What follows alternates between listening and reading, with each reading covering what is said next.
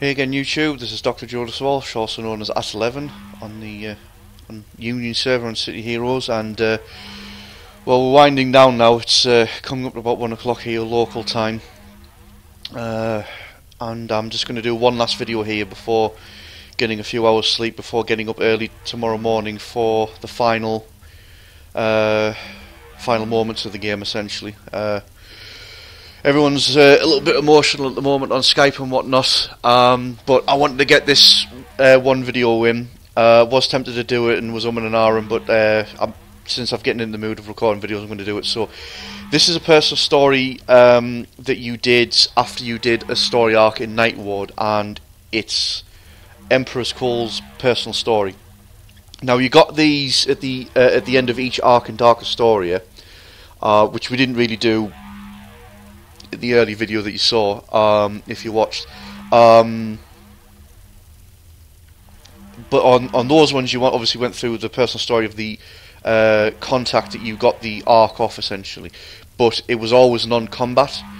This one was a little bit different, so you actually got to play as Tyrant at the end of it, and this one is combat based, and you'll see just how awesome essentially doing this mission is. Really, it was a massive tease in the end, really, of actually potentially some of the stuff that we could have ended up doing essentially, if the Incarnate progression, you know, carried on up to the Omega level essentially.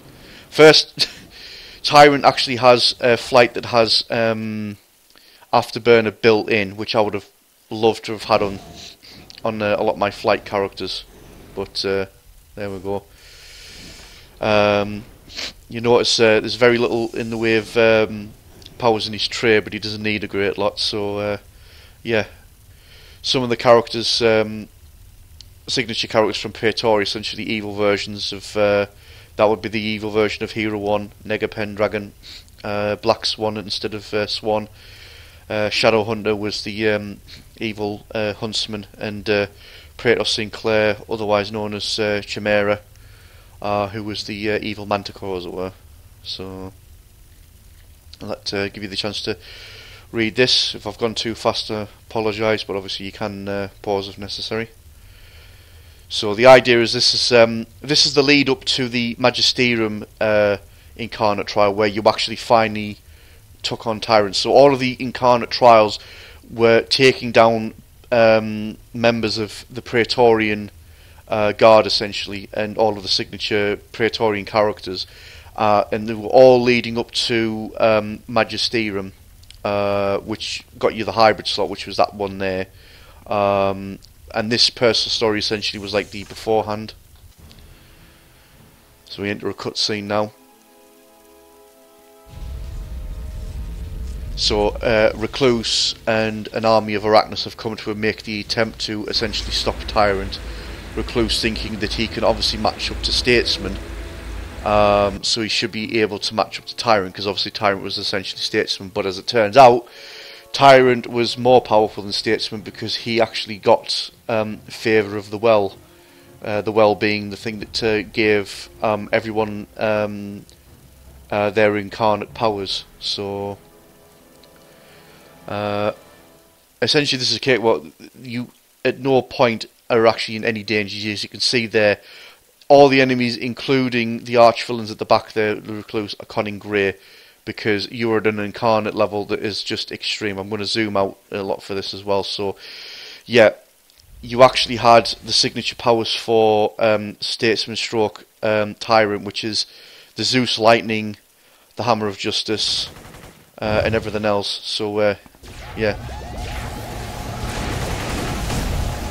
Yeah, the hand clap that actually could do damage. A very nice uppercut as well. So laser beam eyes that actually did explosion damage. So yes, just insane. But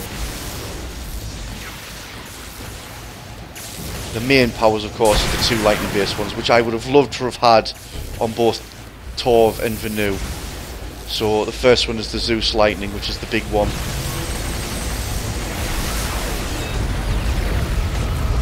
Just will instantly wipe them out. and the Hammer of Justice, sorry, which not as powerful, but also did storm damage as well.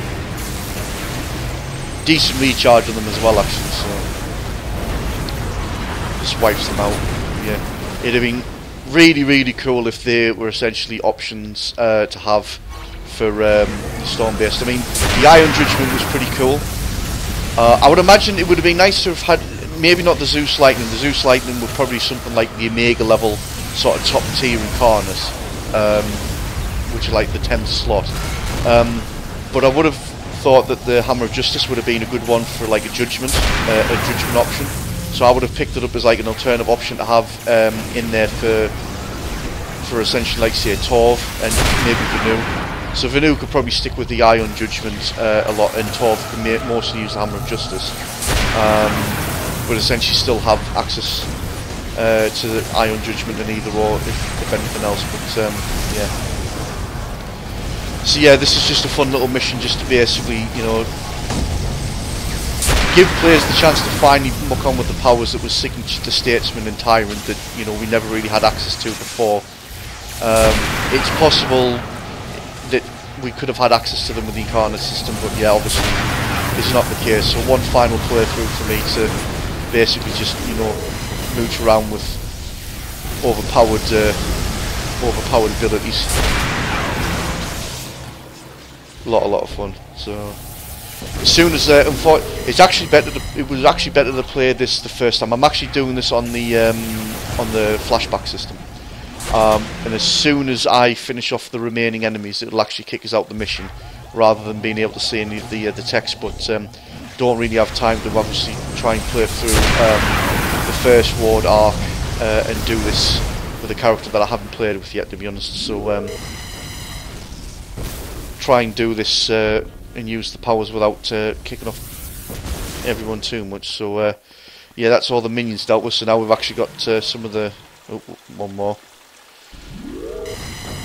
So before we've got the signature patrons, we've got essentially some of the lieutenants.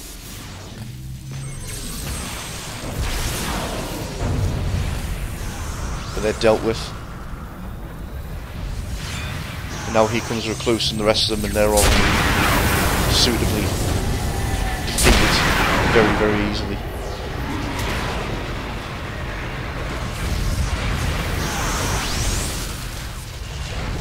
Oh, message from its streak. Back later. One last Zeus Lightning.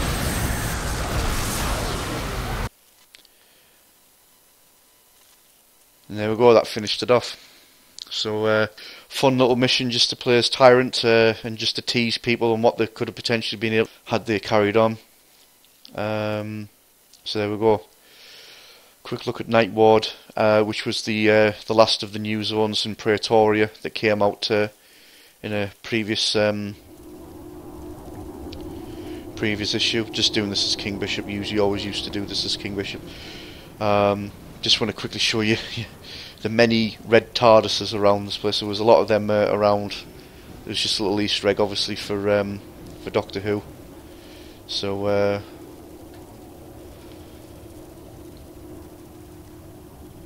yeah.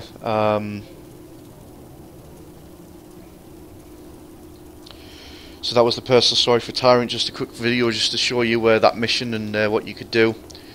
One final look at King Bishop there. So that is it. That is we're pretty much getting towards the end. So I'm going to call it a night here and get a few hours sleep before I wake up early in the morning, and try and get either an hour or half an hour's footage in of just either hanging around Atlas Park or doing whatever was going on, leading to shutdown at 8 o'clock local time here. So